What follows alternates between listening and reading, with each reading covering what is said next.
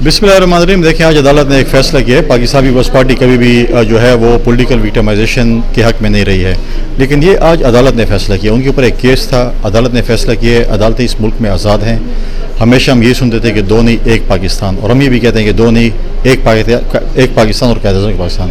अगर पीटीआई के चेयरमैन और पीटीआई समझती है कि फ़ैसला गलत है तो फिर वो उनके पास हायर कोर्ट्स मौजूद हैं, उसमें जा सकते हैं, फ़ैसला अपना रिव्यू कर सकते हैं। लिहाजा जो भी फ़ैसला है वो अदालतों ने किया, कोई पॉलिटिकल फ़ैसला नहीं था। अदालतों ने अपने उनके करतूतों पे उनको सज़ा दी है और आज वो सर्टिफाइड जो है डिक्लेयर हो गए हैं कि वो सर्टिफाइड चोर हैं।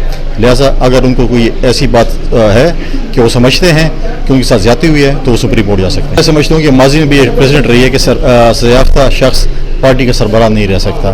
और आप खुद भी देखें कि जो पीटीआई का चेयरमैन है वो एक्सटेंशन पे था, क्योंकि उसने कहा था कि मेरे जो चेयरमैन जो पार्टी के वो 2 दफ़ा ज़्यादा नहीं बन सकता, और उसके बाद इलेक्शन ही नहीं हुए और वो एक्सटेंशन पे बैठा हुआ था। लिहाजा पीटीआई का अपना अंदरूनी मसला है, और सज़ायाफ्ता शख्स जो है वो किसी भी पार्टी का, क्योंकि माजी में रहा है कि सज़ायाफ्ता शख्स जो है वो किसी पार्टी का हेड नहीं रह सकता, तो ये भी नहीं रह सकता।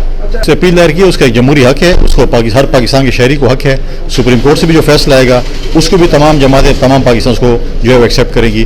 सुप्रीम कोर्ट में अगर गए वो उनका जमहूरी हक़ है, सुप्रीम कोर्ट जब फैसला करेगी आप भी सुन लेंगे और मैं भी सुन लूँगा।